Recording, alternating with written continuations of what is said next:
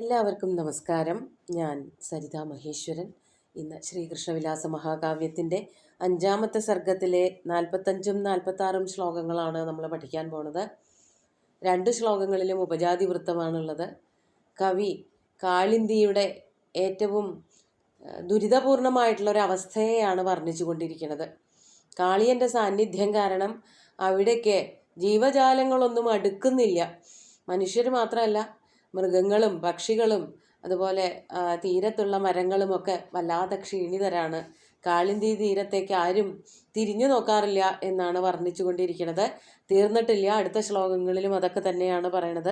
നമുക്ക് ആദ്യം 45ാമത്തെ ശ്ലോകം ചൊല്ലി നോക്കാം.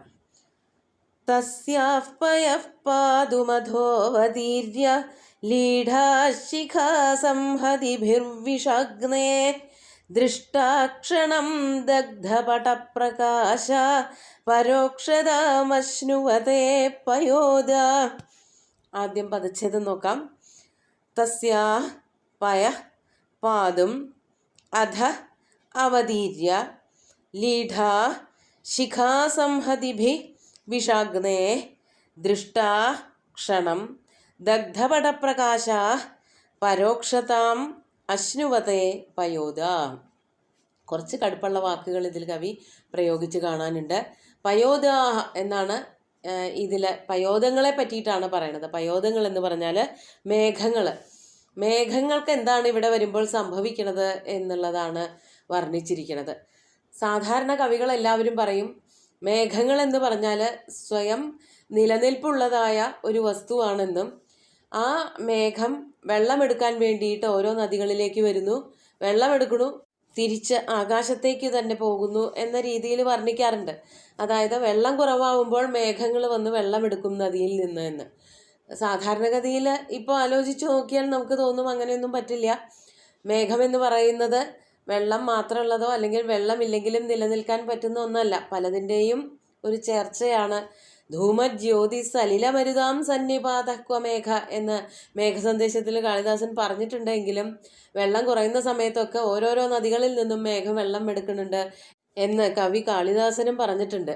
പക്ഷേ അങ്ങനെയൊക്കെ ആണെങ്കിലും കവികൾക്കൊക്കെ ഉള്ളതായ ഒരു സങ്കേതം അല്ലെങ്കിൽ ഒരു സങ്കല്പമുണ്ട്, മേഘം ഓരോ നദിയിലും വന്ന് വെള്ളം എടുക്കുന്നു എന്ന്. ഇവിടെയും അതന്നെയാണ് പറയണത്. സുകുമാരകവി പറയാണ്, വെള്ളം എടുക്കാൻ വേണ്ടിയിട്ട് വരണ മേഘങ്ങൾ, കാളിന്തിയിൽ നിന്നും വെള്ളം സ്വീകരിക്കാൻ വേണ്ടി വരണ മേഘങ്ങൾക്ക് എന്താണ് സംഭവിക്കുന്നത് എന്നാണ് ഈ വർണ്ണിച്ചിരിക്കുന്നത്. തസ്യാ പയഃപാദം അധ അവതീര്യ. തസ്യാ എന്ന് പറയുമ്പോൾ ഈ കാളിന്തിയുടെ പയഃപാദം, പയസ് കുടിക്കുവാൻ. പയസ് എന്ന് പറഞ്ഞാൽ വെള്ളം, ഇവിടെ വെള്ളം എന്നാണ് അർത്ഥം, പാല് എന്നും അർത്ഥമുണ്ട്. വെള്ളം കുടിക്കുന്നതിന് വേണ്ടിയിട്ട്, വെള്ളം സ്വീകരിക്കുന്നതിന് വേണ്ടിയിട്ട്, അധ എന്ന് പറഞ്ഞാൽ താഴത്തേക്ക്, അതായത് ഈ നദിയിലേക്ക്, കാളിന്തി നദിയുടെ അടുത്തേക്ക്, അവതീര്യ ഇറങ്ങി വരുന്നവരായിട്ടുള്ള പയോദാഹ. ആ പയോദങ്ങൾക്ക് എന്താണ് സംഭവിക്കുന്നത് എന്നാണെങ്കിൽ, വിഷാഗ്നേ ശിഖാസംഹതിഭി ലീഢാ. വെള്ളത്തിലേക്ക് ഇറങ്ങി വരുമ്പോൾ സ്വാഭാവികമായിട്ട് വെള്ളത്തിനകത്ത് കിടക്കുന്ന കാളിയൻ്റെ വിഷാഗ്നി സ്പർശിക്കാൻ ഇടയാവും. അതാണ് ഇവിടെ വർണ്ണിക്കുന്നത്. വിഷാഗ്നയെ, വെള്ളം തൊടുന്നതിന് മുമ്പ് തന്നെ അഗ്നിയാണ് തൊടുന്നത്. അതാണ് അവിടുത്തെ ഏറ്റവും വലിയ വിരോധം എന്ന് പറയുന്നത്. വെള്ളത്തിലേക്കാണ് വരണതെങ്കിലും അഗ്നിയെയാണ് മേഘം തൊടുന്നത് അത്രേ. അതാണ് വിഷാഗ്നയെ ശിഖാസംഹതിഭി. വിഷാഗ്നിയുടെ വലിയ വലിയ നാളങ്ങൾ, ശിഖ എന്ന് പറഞ്ഞാൽ നാളങ്ങളാണ്. കാളിയൻ്റെ വിഷാഗ്നിയിൽ നിന്ന് പൊന്തുന്നതായ നാളങ്ങളുടെ സമൂഹം, സംഹതിഭി ലീഢാഹ. അപ്പോൾ ഈ നാളങ്ങൾ വന്ന് തൊടുന്നത് കാരണം മേഘങ്ങളെ നാളങ്ങൾ വന്ന് സ്പർശിക്കുന്നു. ലീഢമാവുക എന്ന് പറഞ്ഞാൽ സ്പർശിക്കുക. അങ്ങനെ സ്പർശിക്കുന്നത് വഴി ആ മേഘങ്ങൾക്ക് എന്താണ് സംഭവിക്കുന്നത്? ക്ഷണം ദഗ്ധപടപ്രകാശ. ക്ഷണം എന്ന് പറഞ്ഞാൽ അല്പനേരത്തേക്ക്, കുറച്ച് കാലത്തേക്ക്, ദഗ്ധപടപ്രകാശ ദൃഷ്ടാസന്ത. ദഗ്ധപടപ്രകാശ, ദഗ്ധമായി തീർന്ന പടം പോലെ. പടം എന്ന് പറഞ്ഞാൽ വസ്ത്രം, അതായത് കരിഞ്ഞ വസ്ത്രം പോലെ. ഒരു ഉദ്ദേശിക്കുന്നത് ഇതാണ്, കവി പറയാൻ ഉദ്ദേശിക്കുന്നത് ഇങ്ങനെയാണ്. നന്നായി കത്തിക്കൊണ്ടിരിക്കുന്നൊരു ഒരു ജ്വാല അല്ലെങ്കിൽ തീയ, അതിൻ്റെ നാളങ്ങൾ, ആ നാളത്തിൻ്റെ അടുത്തേക്ക് ഒരു തുണിക്കഷ്ണം കൊണ്ടുവന്നാൽ പെട്ടെന്ന് ആ തുണിക്കഷ്ണത്തിലേക്ക് തീ അങ്ങോട്ട് ആളിപ്പിടിക്കും. ഒന്ന് കാണും, അപ്പോൾ തന്നെ ചാരമായിട്ട് തീരും തുണിക്കഷ്ണം. അപ്പോൾ കണ്ടതുപോലൊന്ന് തോന്നും. അതാണ് ഇവിടെ പറയണത്. ക്ഷണം, അല്പനേരത്തേക്ക് ദഗ്ധപടപ്രകാശ, കരിഞ്ഞു പോയതായ, അതായത് തീജ്വാലകളിൽ ഭസ്മമായി പോയതായ പടത്തെ പോലെ, ഒരു തുണി പോലെ, അതുപോലെ തോന്നിച്ചുകൊണ്ട് എന്താണ്, പെട്ടെന്ന് തന്നെ മാറിപ്പോവുകയാണ്. ദൃഷ്ടാസന്ത പരോക്ഷ. ദൃഷ്ടാസന്ത എന്ന് പറഞ്ഞാൽ കണ്ടില്ല എന്ന് വരുമ്പോഴേക്കും മേഘങ്ങൾ താഴത്തേക്ക് ഇറങ്ങി വരുന്നു, വെള്ളമെടുക്കാനായിട്ട് പുറപ്പെടുന്നു. അതേ സമയത്ത് തന്നെ ഈ ജ്വാലകളാൽ പെട്ടെന്ന് തന്നെ ഭസ്മമായി തീരുന്നു, അപ്രത്യക്ഷമായി തീരുന്നു. അതാണ് പരോക്ഷതാം അശ്നുവതേ. പരോക്ഷതാം അശ്നുവതേ. പയോദങ്ങൾ, മേഘങ്ങൾ പരോക്ഷതയെ പ്രാപിക്കുന്നു, കാണാനില്ലാത്ത അവസ്ഥയെ പ്രാപിക്കുന്നു. അപ്പോൾ മുകളിൽ നിന്ന് വെള്ളം എടുക്കാൻ വരണ മേഘങ്ങൾ അല്പനേരം കൊണ്ട് തന്നെ കാളിയൻ്റെ വിഷം കൊണ്ട് അപ്രത്യക്ഷമായി തീരുന്നു. അത് ഒന്നുമല്ലാതെ ഒരു നേരം കൊണ്ട് ആ മേഘത്തെ കരിച്ചു കളയാൻ, അല്ലെങ്കിൽ ഇല്ലായ്മ ചെയ്യാൻ, അപ്രത്യക്ഷമാക്കാൻ ശക്തിയുള്ള, അത്രയ്ക്ക് ശക്തമാണ് കാളിയൻ്റെ വിഷവേഗത്തിന് എന്നാണ് കവി പറയണത്. അപ്പോൾ കാളിന്തിയിലേക്ക് വരുന്ന മേഘങ്ങൾ എന്തായിത്തീരുന്നു, കാണാൻ പറ്റാത്തൊരവസ്ഥയിലേക്ക് മാറിപ്പോകുന്നു എന്നാണ് 45-ാമത്തെ ശ്ലോകത്തിൽ കവി പറയണത്. അതും കാളിയൻ്റെ വിഷത്തിൻ്റെ ശക്തി കൊണ്ടാണ്. അടുത്തത് 46-ാമത്തെ ശ്ലോകം നോക്കാം. അത് മുമ്പേ പറഞ്ഞതായ വനദ്വീപങ്ങളുടെ കളികളുമായിട്ട് ബന്ധപ്പെട്ടതാണ്. പക്ഷെ ചെറിയൊരു മാറ്റമുണ്ട്. നമുക്ക് ആദ്യം ശ്ലോകം നോക്കാം.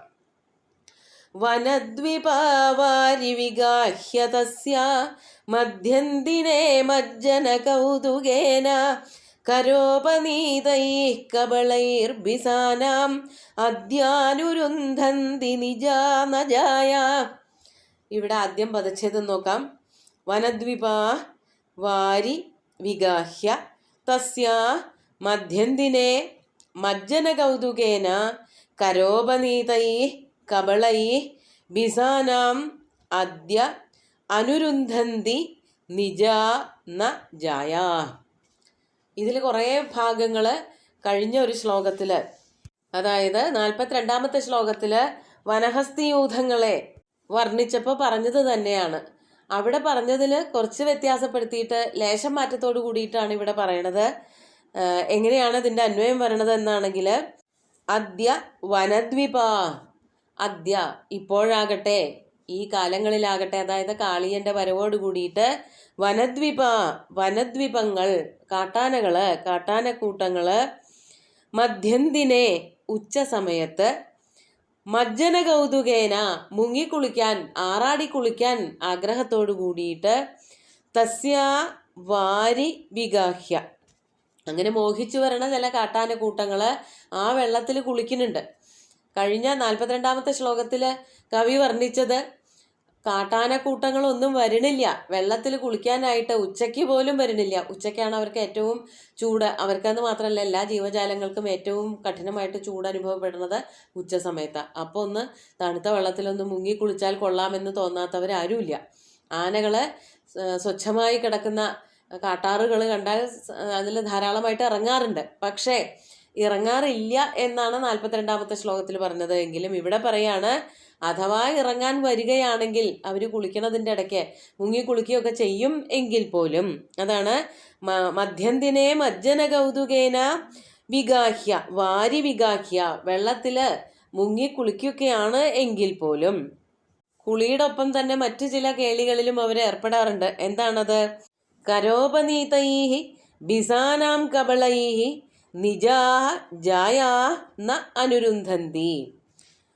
കരോപനീതൈഃ ബിസാനാം കബളൈഃ, അവിടെ മുങ്ങിക്കുളിക്കണതിൻ്റെ ഇടയ്ക്ക് താമരക്കിഴങ്ങുകൾ കിട്ടുകയാണെങ്കിൽ അവർ തുമ്പിക്കൈ കൊണ്ട് താമര വള്ളികളൊക്കെ വലിച്ചു പറിച്ച് തിന്നുകയും അത് മേലിടുകയൊക്കെ ചെയ്യാറുണ്ട് കാട്ടാനകൾ.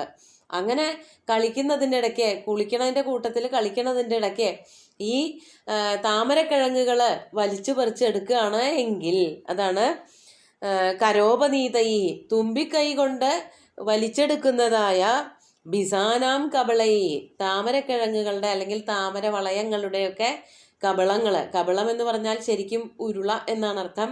ഇവിടെ ഉരുള എന്ന് പറയാൻ ആനയുടെ കാര്യമായതുകൊണ്ട് ഒരു തുമ്പിയിൽ ഒതുങ്ങുന്ന അത്ര ബിസം, താമരത്തണ്ടും താമരക്കിഴങ്ങും ഒക്കെ അതെല്ലാം കൂട്ടിച്ചേർത്ത് എന്താണ് ചെയ്യുന്നത്? അങ്ങനെ എടുക്കുന്നവരായിട്ടുള്ള നിജാഹ ജായാഹ ന അനുരുന്ധന്തി, സ്വന്തം ഭാര്യമാരെ അനുരോധിക്കുന്നില്ല. അനുരോധിക്കുക എന്ന് പറഞ്ഞാൽ അനുവർത്തിക്കുക അല്ലെങ്കിൽ അതിനെ പിന്തുണയ്ക്കുക. ന അനുരുന്ധന്തി എന്ന് പറഞ്ഞാൽ പിന്തുണയ്ക്കുന്നില്ല. അതായത് അവർ ഈ വെള്ളത്തിൻ്റെ അടിയിലുള്ളതായ താമരക്കിഴങ്ങുകൾ പറിച്ച് തിന്നാൻ തുടങ്ങുമ്പോൾ അത് വേണ്ട എന്ന് പറഞ്ഞിട്ട് ഭർത്താക്കന്മാരെ ഭാര്യമാരെ തടയുന്നു. അതാണ് ഉദ്ദേശിച്ചിരിക്കുന്നത്. അവർ താമരക്കിഴങ്ങുകൾ തിന്നാൻ പുറപ്പെടുന്നുണ്ട് എങ്കിൽ പോലും കൊമ്പന്മാരൊട്ടും ചെയ്യുന്നില്ല. അവരെ അനുകൂലിക്കുന്നുമില്ല, അവരെ അനുവർത്തിക്കുന്നുമില്ല. അതാണ് മനസ്സിലാക്കേണ്ടത്. അപ്പോൾ കുളിക്കാൻ വരികയാണെങ്കിൽ പോലും വെള്ളത്തിൽ കുളിക്കുന്നുണ്ട്, പക്ഷെ അതിൽ നിന്നൊന്നും ഭക്ഷണം കഴിക്കുന്നില്ല. ആ പറഞ്ഞ വസ്തുക്കളിലൊക്കെ കാളിയൻ്റെ വിഷമുണ്ട് എന്നുള്ളത് ആനകൾക്കും നല്ല ബോധ്യമുള്ളതായിട്ട് തോന്നുന്നു. അതുകൊണ്ട് അവർ ചിലപ്പോൾ ഏതെങ്കിലും കാട്ടാനകൾ കുളിക്കുകയാണെങ്കിൽ പോലും അതിൽ നിന്നും അവർക്ക് ഏറ്റവും ഇഷ്ടപ്പെട്ടതാണെങ്കിൽ പോലും താമരവലയങ്ങളോ അല്ലെങ്കിൽ താമരക്കിഴങ്ങോ അവർ ഭക്ഷിക്കുന്നില്ല എന്നാണ് കവി ഇവിടെ വർണ്ണിച്ചിരിക്കുന്നത്. നമുക്ക് ശ്ലോകങ്ങൾ ഒന്നുകൂടി ചൊല്ലി നോക്കാം.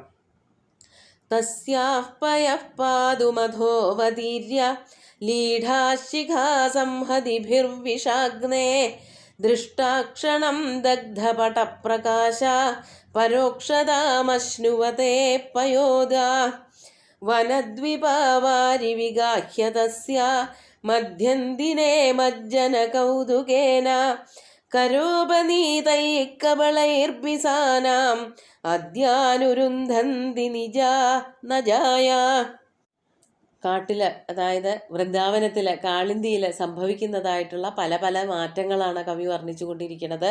സുന്ദരമായിട്ടുള്ള 2 ശ്ലോകങ്ങളും ഭഗവാന്റെ കാൽക്കൽ അർപ്പിച്ചുകൊണ്ട് ഗുരുവായൂരപ്പനെ സാഷ്ടാംഗം നമസ്കരിച്ചുകൊണ്ട് എല്ലാവർക്കും ശുഭദിനം നേർന്ന് നിർത്തട്ടെ. നന്ദി.